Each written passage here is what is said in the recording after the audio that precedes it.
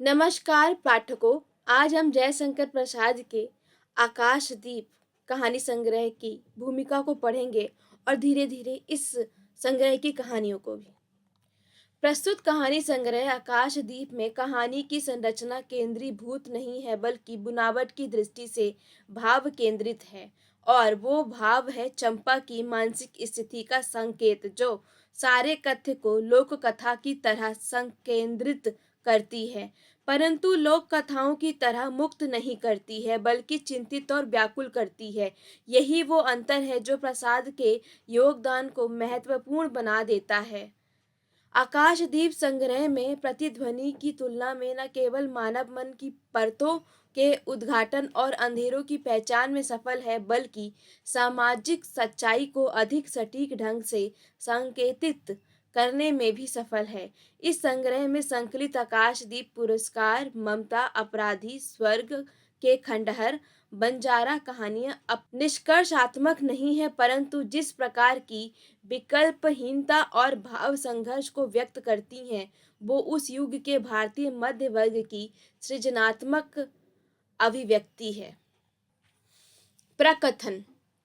जयशंकर प्रसाद के नाटकों और उपन्यासों की तरह उनकी रचनात्मक सक्रियता का प्रमुख काल 1926 ईस्वी से 1936 ईस्वी रहा है। इस दशक के भीतर ही उनकी सभी विधाओं में महत्वपूर्ण कृतियां लिखी गई और प्रकाशित हुई हैं।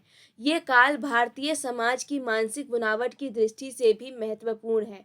हर महान रचनाकार अपने जीवन और जगत के अनुभवों से एक विशेष प्रकार की जीवन दृष्टि का विकास करता है जो लोक मंगल की कामना से मुक्त होकर विश्व दृष्टि का रूप धारण करती है, जिसमें मानवीय रिश्तों की समझ रहती है।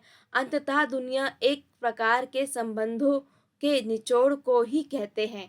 अनुभूति के स्तर पर संबंधों की ये समझ संसार को बदलने, ढालने, संवारने और काटने, भेदने तथा बिनने छीनने आदि की दृष्टि भी देती है, जिससे वो अधिक मानवीय हो सके।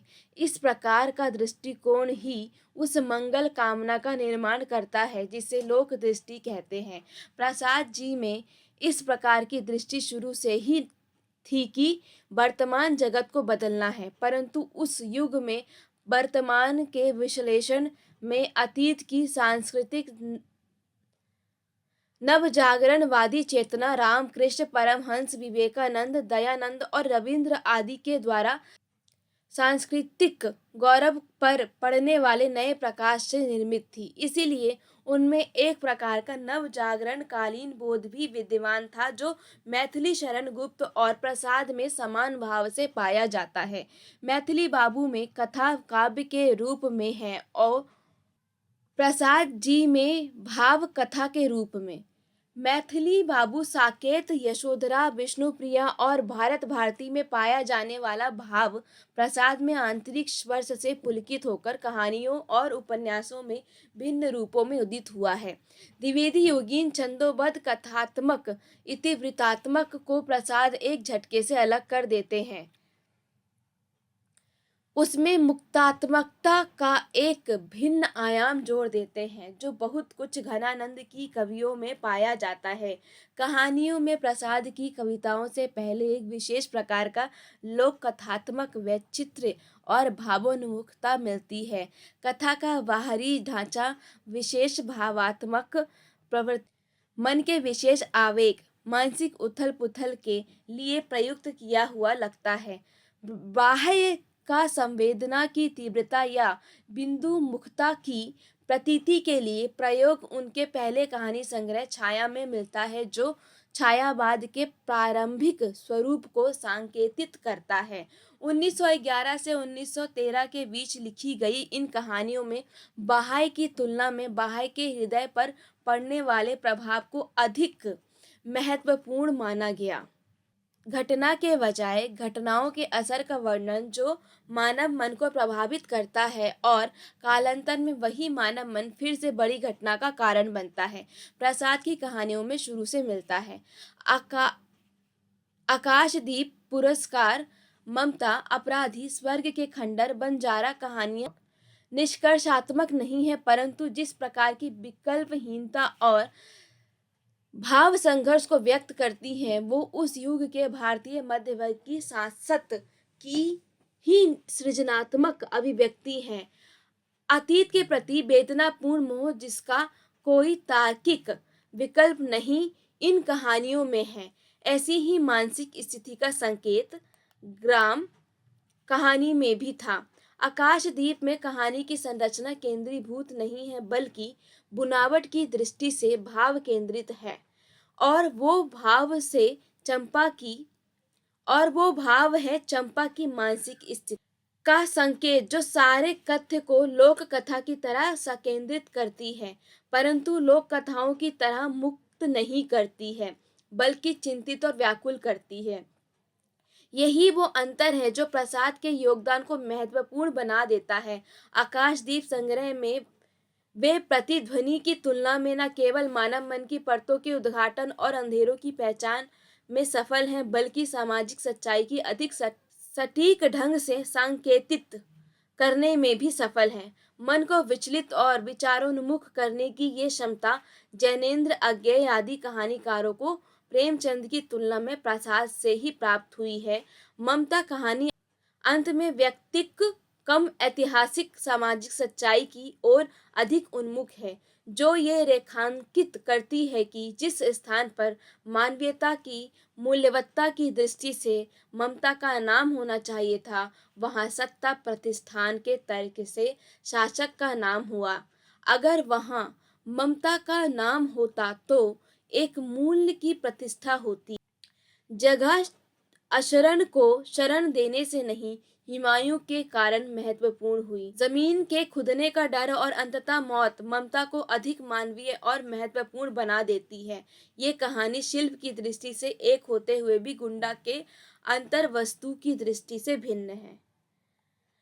कहानी की पूरी बुनावट में एक ये आंतरिक चिंतनशीलता घुली हुई है, जबकि पुरस्कार और आकाशदीप आदि में दूसरी चिंतनशीलता है, जो कहानी को वर्णन और शिल्प की दृष्टि से मूल्यवान बनाती है। इनमें वो गहराई नहीं है जो बेचैन करे या पाठक को स्वयं गहराई प्रदान करे।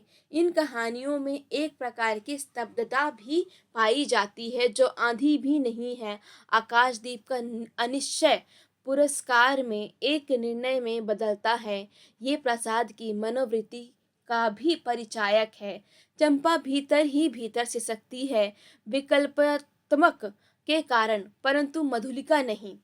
उसकी मूल्य दृष्टि और संकल्पनात्मकता स्पष्ट है। आकाशदीप और ममता कहानी का अंत उक्ति वैचित्र्य की तरह से लाक्षणिक लगता है, जो एक प्रवाह को एक दूसरे प्रवाह में समाहित भी करता है, परंतु मधुआ, नीरा, विराम चिन्ह, घीसू आदि कहानियां पत्रकारिता के तथ्यवाद से प्रभावित हैं।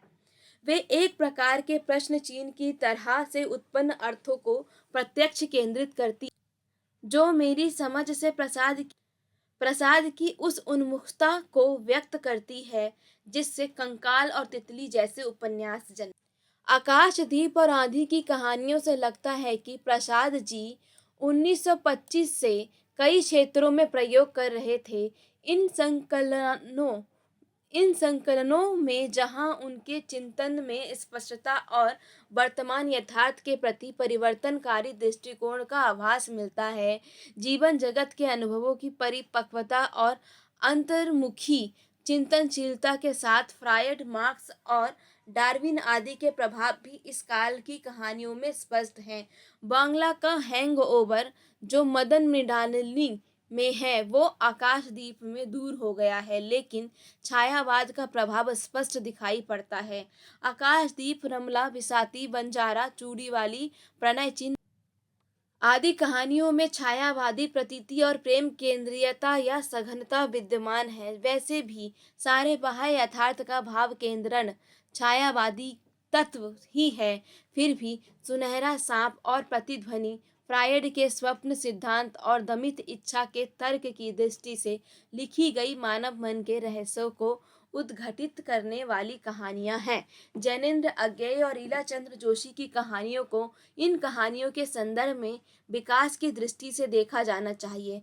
सुनहरा सांप में सांप काम भावना के प्रतीक के रूप में प्रयुक्त है और कहानी की विशिष्टता प्रतीक के घन पक्ष के बजाय निषेधात्मक पक्ष से प्राप्त होती है।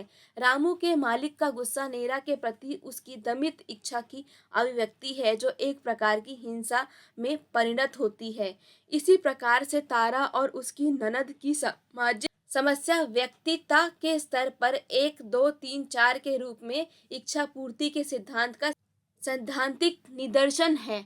देवदासी में पत्र शैली का प्रयोग किया गया है।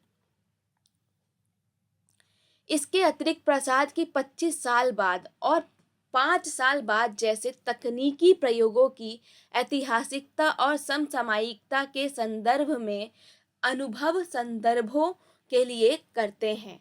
आकाशदीप में मेरे नाविक धीरे की ध्वनि सुनाई पड़ती है जैसे प्रणय चिन्ह, परंतु इस संकलन में काल्पनिकता मना स्थिति को एक सच्चाई मानकर ही अग्रसर होती है। इन कहानियों में ऐसे बिंदु की पहचान का आभास अवश्य जहाँ सामंजस्य मिलता है। इस प्रकार के संतुलन या सामंजस्य की वकालत या प्रतीति का भाव तब पैदा होता है जब समाज में संतुलन की आवश्यकता होती है या जब समाज औद्योगिक परिवर्तनों के दबाव में बड़ी तेजी से बदलने की प्रक्रिया में होता है।